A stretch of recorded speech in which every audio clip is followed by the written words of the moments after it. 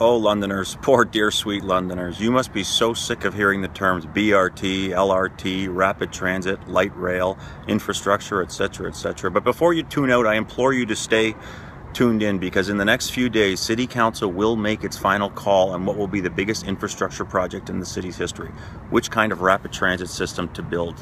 And before they do that, of course, there was a really interesting event held at the Grosvenor Lodge by the Urban League of London, where three of the city's more informed experts on the issue debated the merits of whether to build a system that has bus-only rapid transit or buses and light rail. Those people included Jessie Hummer, who's a city councillor that sits on the London Transit Commission, Cheryl Ruth, who is the chair of the London Transit Commission, and Larry Ducharme, retired general manager of the London Transit.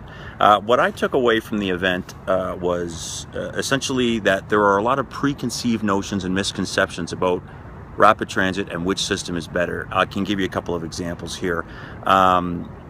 Ducharme discussed the notion of image, that people who are fans of light rail like to discuss building a light rail line as a way to make a city look more modern, look more sleek, look more forward-thinking.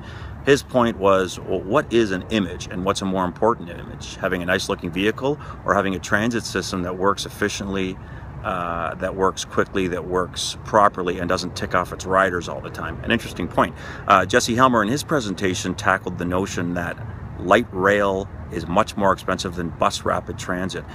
It's actually not in terms of operating costs on an annual basis, because there's fewer vehicles, there'll be fewer drivers, so it'll cost $1 million a year less to operate a light rail line than to operate a bus rapid transit line. He also noted that it is without dispute that it is way more expensive to build a system in London that combines light rail and buses than one that just has buses. The difference is $880 million for the hybrid combo, $500 million for the bus-only system. However, his point was that in either case, London's stake is capped at $129 million, and the bigger tab, however big it is, will be picked up by the provincial and the federal governments. And he noted quite rightly that they've spent tons of money in other cities building light rail. I'll note Hamilton, $1 billion entirely paid by the province.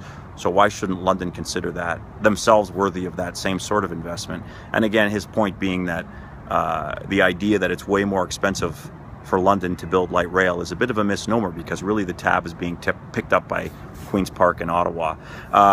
Pretty good attendance at this event. There were about 50 to 75 people, including a lot of city councillors, which suggests to me that they're keeping their minds open as they head into the final public input session this Thursday, and then I expect them to make a vote on which system to pursue, possibly as soon as Thursday, and certainly by next week. So again, I know that light rail is getting a little bit boring. I know that rapid transit is getting a bit repetitive, but I encourage you to stay engaged. And of course, if I may so humbly suggest, I think the best way to do that and to stay informed is to keep your eyes on lfpress.com and at the London Free Press. And on behalf of the website and the newspaper, I'm Patrick Maloney. Thanks for watching.